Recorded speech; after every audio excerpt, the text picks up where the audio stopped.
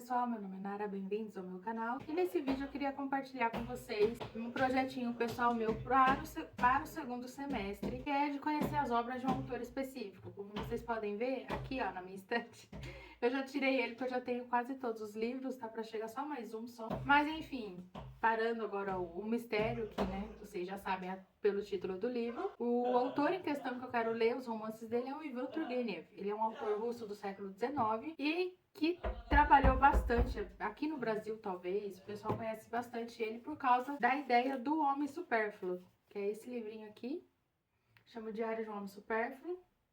E é uma espécie de novela, porque é um livro curtinho e é incrível o livro, já li. E aqui tá comentando, né? Foi publicado em 1850. Ótimo livro para quem quer começar também literatura russa, mas voltando à ideia do projeto. Eu quero conhecer mais o Ivan Turgenev, a sua obra de romance, porque ele foi um escritor tanto de romance quanto de poema, peça de teatro e novelas, por exemplo, igual o Diário do Homem Supérfluo. Então, a ideia aqui desse projeto é ler os romances dele, com exceção de um romance que eu vou falar um pouco mais pra frente. Então, como é um projeto pro semestre, a ideia é de que cada mês vai ter um livro específico para ler. Então, vou começar o mês de junho lendo o Rudin. É o primeiro romance dele, foi publicado em 1856. E um comentário breve aqui é de que eu não li muito a sinopse dos livros. Eu quero ler e vamos descobrir junto qual que é a história. Aqui, publicado em 1856, Rudin, seu romance de estreia, foi prontamente aclamado pela crítica. Primeiro de uma sequência de romance de temática semelhante como Ninho de Fidalgos e a obra-prima Pais e Filhos, Turgenev retrata aqui o homem supérfluo, motivo central da literatura russa de então,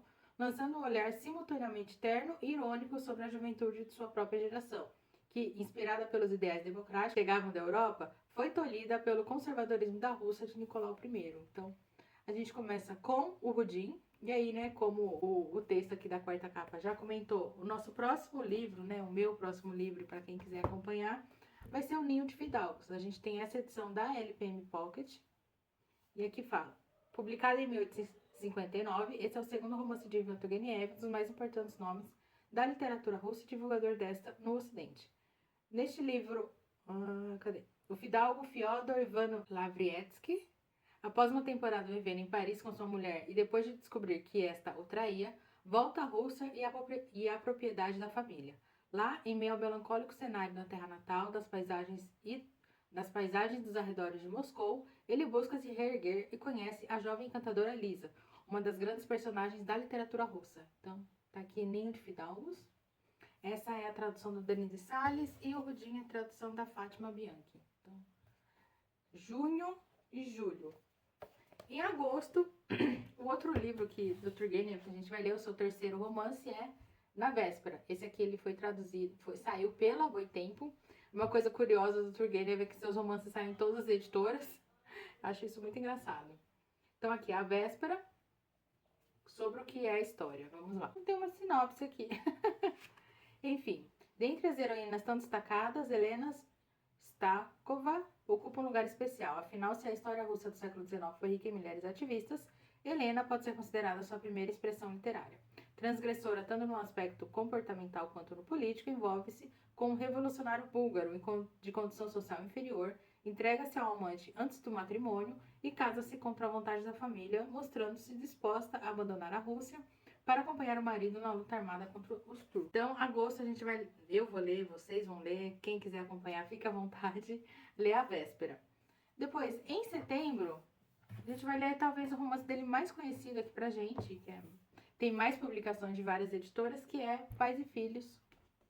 E eu, no caso, tenho essa edição da Companhia das Letras, eu já li uma vez, vou reler, não tem sombra de dúvidas. Que a escrita do Turgenev é muito gostosa de ler, é muito lírica também, é meio diferente, assim. Então aqui, quando o jovem Arkady Nikolaitch retorna para casa após formar-se na Universidade de São Petersburgo, leva consigo um amigo e mentor que causará imenso desgosto a seu pai e a seu tio.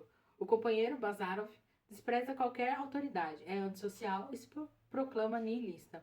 O conflito geracional que se segue é ímpar na literatura. Então, tá aqui Pais e Filhos. Não sei ainda se eu vou ler nessa edição, porque eu gosto de anotar nos livros, então depois que eu anoto o livro, assim, que eu entro de cabeça, fica meio difícil ler, porque vai ter minhas anotações ali juntas. Eu sempre tento pegar uma outra edição para ler a história, se eu quiser reler. Então, tá aqui. no caso, setembro, Pais e Filhos, e é um mês relativamente especial, porque 3/9 é aniversário da morte do Turgenev. Então, no mês do aniversário da morte do autor, a gente vai ler a sua obra mais conhecida, que é Pais e Filhos. Em outubro, a gente vai ler Fumaça, que é esse romancinho aqui. Infelizmente, só tem edição de sebo, né? No caso, essa aqui é a coleção Universidade de Bolso. Ela foi traduzida pelo Jorge Moreira Nunes. E Fumaça, eu vou ler aqui a parte de trás para a gente ter uma ideia do que é o romance. Fumaça é uma obra típica de Turgenev, tanto pelo lado gracioso e fresco das descrições da natureza, quanto pela riqueza de detalhes na pintura do meio social e dos personagens, exceção feita para Potogini, que é uma espécie de porta-voz do autor. A ação desenvolve-se quase que exclusivamente fora da Rússia, em Bad-Baden, onde encontra-se reunida a fina flor do grande mundo internacional, mas onde encontramos igualmente as pessoas mais extravagantes, sobretudo dentro da colônia russa. Naquela época, existia em Baden-Baden uma, assim dizendo, árvore russa, à sombra da qual os russos habitualmente encontravam-se quando eles não estavam no jogo. Esta obra, cuja sátira é bastante mordaz, provoca, à época, a indignação da totalidade do público russo. Este escrito flui por acalmar, mas a certeza, aliás, insuficientemente justificável, habita, na opinião de Turgenev, como uma auréola à vida russa de poesia e de nostalgia, não a tendo jamais plenamente reduzido, pois ele a olhava de longe. Então, tá aqui o romance. Assim, ele está praticamente novo. Ele tem aqui uns manchadinhos, folhas amareladas, mas parece que nunca foi lido, tanto que aqui a lombada dele tá completa. Depois, em outubro a gente vai ler Fumaça, ou Fumo também, se encontra com esse nome.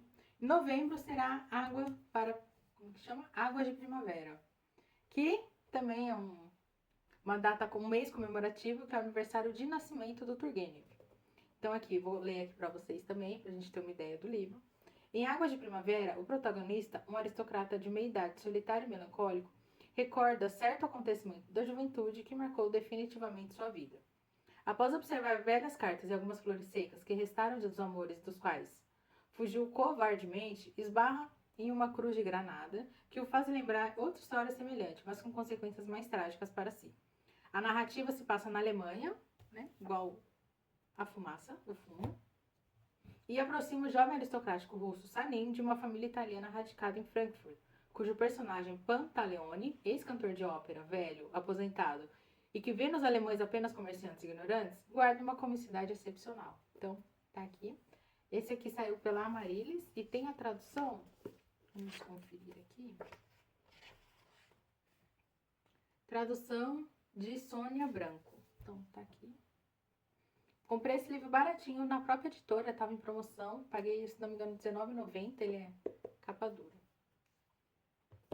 E por fim, para terminar, digamos, dezembro, a gente teria que ler um romance que chama Terras Virgens.